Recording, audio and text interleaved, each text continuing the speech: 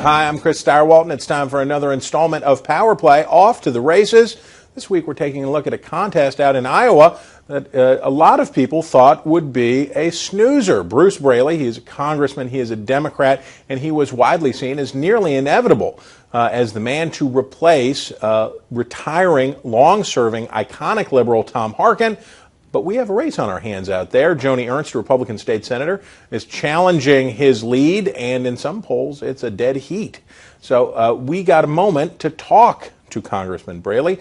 Junior reporter Lauren Blanchard, out on the trail with him, sat down and talked about how he sees the race and what he thinks President Obama's role is in that purple state. Let's take a look.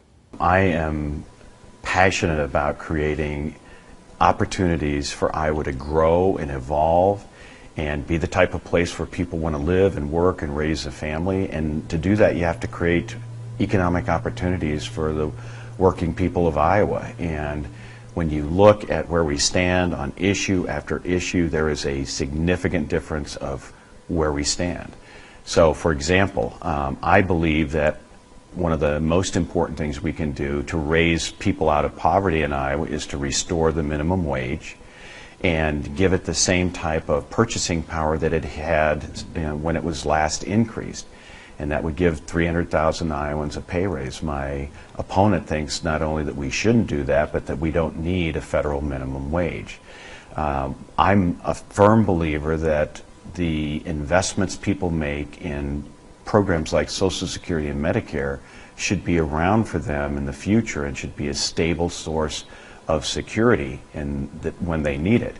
And that's why I support efforts to strengthen and protect Social Security and Medicare. My opponent wants to privatize Social Security and turn it into a private investment plan for younger people.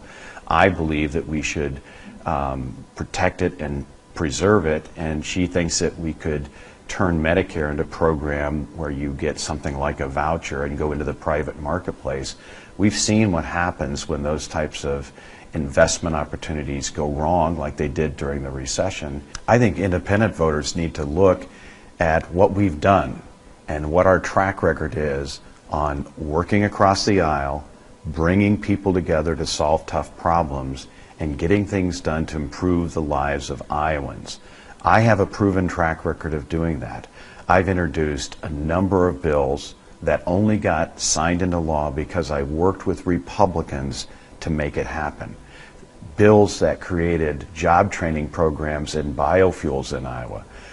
Bills that allowed jobs to stay at Lennox Manufacturing in Marshalltown by working with Republicans on an energy efficiency rule. Bills that helped improve the quality of life of disabled veterans by helping them with adaptability assistance for their homes. All of those things got done by working with Republicans. I think that's what independents are looking for in their next senator. The way you do that is talking about where you stand on the issues. Iowans are very sophisticated because every 4 years, presidential candidates come and talk to Iowans about the issues that are important to them. So I think that the way you earn the trust of an Iowa voter is by being a good listener and also being honest with them about where you stand so that they can make an informed choice about who's going to be their best senator. And I'm going to trust the Iowa voters to do that. I have had experience talking to Iowa voters now through the last 4 election cycles. I'm going to do the same thing I've done in the past, and that's demonstrate that I'm a good listener, that I'm going to work hard for Iowa, and that I'm going to get things done to improve their lives. Well, I have tremendous respect for Senator Harkin. He's been a friend and a mentor and a hero to me, and he's been a voice for Iowa for 40 years. And the thing that makes him so effective in that role is he never forgot where he came from. He never forgot that there are people who need him to be their champion because they don't have an ability to speak for themselves. And he also did a great job of focusing on economic issues that affect working people. And that's the type of senator I would be. I've spent a lot of time traveling around the state, visiting all 99 counties. I've lived here my entire life. I got all my education here. I raised my family here. My kids all live in Iowa. And I love this state, and I'm passionate about its future.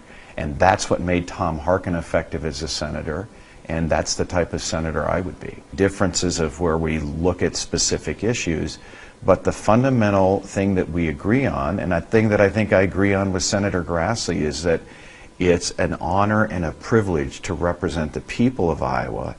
They're the ones whose future is important here, not my political future. And that the reason why this election matters is because millions of Iowans' lives will be impacted by the votes that their next senator takes, and that's the message I want to get across.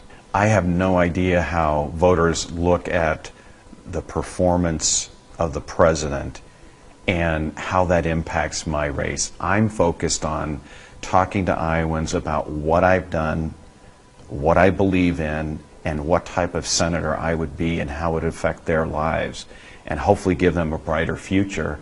I think that's what is going to be the most important issue that drives the outcome of this Senate race, and that's the challenge that I face, is to make sure Iowans get to know me and what I believe in and what I can do for them. Would you want the president to come out here and campaign for you? The president has an enormous amount of important responsibilities, and with all of the challenges we're seeing around the globe right now, he's got a lot to do. But if he decides he has time to come to Iowa and campaign with me, I would welcome him. Thanks for stopping by for another installment of Power Play Off to the Races. We'll see you again real soon.